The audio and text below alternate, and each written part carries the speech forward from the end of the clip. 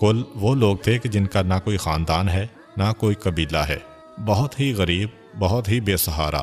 چنانچہ اچھا موقع مل گیا قریش کو کہ ان پر تو جتنے مظالم کرو کوئی بولنے والا ہی نہیں، کوئی کسی کی حمایت کرنے والا ہی نہیں۔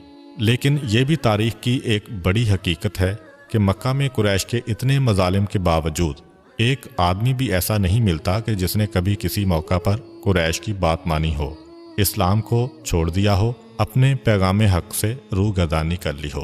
یہاں پہ حضرت خالد بن سعید بن عاص رضی اللہ عنہ کا واقعہ بیان ہوتا ہے۔ یہ ترتیب کے لحاظ سے چھٹے مسلمان ہیں۔ ان سے پہلے حضرت خدیجہ رضی اللہ تعالی عنہا، حضرت علی کرم اللہ وجہہ، حضرت زید بن حارثہ، حضرت ابو بکر اور حضرت ابو ذر غفاری رضی اللہ تعالی عنہم مسلمان ہو چکے تھے۔ حضرت خالد بن سعید بن عاص بڑی عظیم شخصیت ہیں۔ ان کا تعلق بنو امیہ سے ہے، اور یہ خاندان وہ ہے کہ جس نے پہلے دن ہی سے کمر باندھ لی تھی کہ ہم نے تو اسلام کی مخالفت کرنا ہے۔ پورا خاندان متحد تھا۔ اتنے بدترین خاندان میں جسے قرآن نے شجرہ ملعونہ کہا، حضرت خالد جیسی عظیم شخصیت سامنے آئی۔ شروع میں ان کے کانوں تک جب پیغمبر اسلام صلی اللہ علیہ وآلہ وسلم کا پیغام پہنچا، انہوں نے کوئی توجہ نہیں دی۔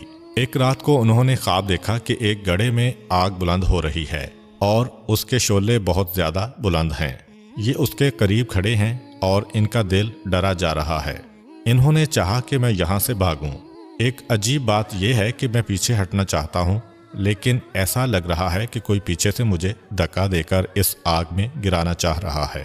بڑی مشکل سے اپنے آپ کو روک رہے ہیں، مگر نہیں روک پا رہے ہیں۔ پس آگ میں گرنے کے بالکل قریب ہیں۔ ایک مرتبہ مڑ کے دیکھا کہ یہ ہے کون، میرا دشمن جو مجھے آگ میں پھینک رہا ہے، تو یقین نہیں آیا یہ تو میرا باپ ہے، سعید بن عاص، جس نے ساری زندگی مجھ سے اتنی محبت کی ہے، یہ مجھے آگ میں پھینک رہا ہے۔ عجیب بات ہے۔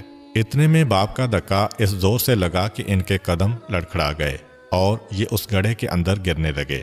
مگر جیسے ہی گڑھے کی طرف جا رہے ہیں تو ایک دم سے انہوں نے دیکھا کہ سامنے سے انتہائی نورانی چہرے والا کوئی شخص آ رہا ہے۔ وہ آیا، آنے کے بعد ان کے بازو کو تھاما، ان کو آگ میں گرنے سے روکا اور لے جا کر گڑھے کے کنارے ایک ایسے مقام پر کھڑا کر دیا کہ جہاں سے گڑھا نظر آنا بند ہو گیا، ایک انتہائی خوبصورت باغ نظر آنے لگا۔ انہوں نے فوراً نگاہ اٹھا کے دیکھا یہ ہے کون، پہچان لیا کہ یہ تو حضرت عبداللہ کے بیٹے حضرت محمد صلی اللہ علیہ وآلہ وسلم ہیں۔ اب آنکھ جو کھلی تو انتہائی پریشان کہ یہ جو میں نے خواب دیکھا ہے فقط خواب ہے یا اس میں کوئی پیغام بھی ہے۔ ساری رات تڑپے، سوچا کہ کل انہی سے جا کر معلوم کروں گا۔